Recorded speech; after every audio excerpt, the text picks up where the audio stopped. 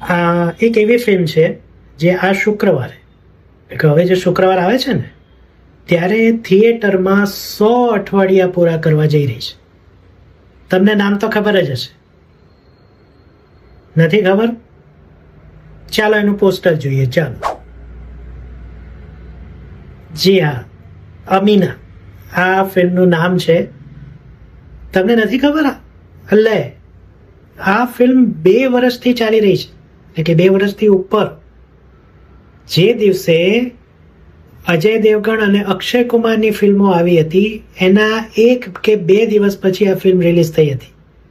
એ 2 ફિલ્મો તો ઉડી ગઈ, એટલે કે બડે મિયાં ઓર છોટે મિયાં અને મેદાન, આ 2 ફિલ્મો તો ઉડી ગઈ, પણ અમીના હજી પણ ચાલે છે.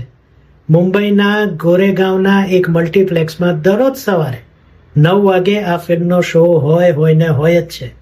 હા, તમને ટિકિટ મળશે, પણ એવું બને કે એસી તમારે કહેવું પડે કે ભાઈ સેટ ચાલુ કરી આપો ને. તો 100 અઠવાડિયા પૂરા કરશે આ શુક્રવારે આ ફિલ્મ. આવી આપણી ઘણી ફિલ્મો છે ગુજરાતીમાં, હિન્દીમાં, જે દર્શક વગર ઘણા અઠવાડિયા પૂરા કરે છે. એ જ ફોર્મ્યુલા શું અહીંયા અજમાવવામાં નથી આવ્યો કે શું? તમને શું લાગે છે?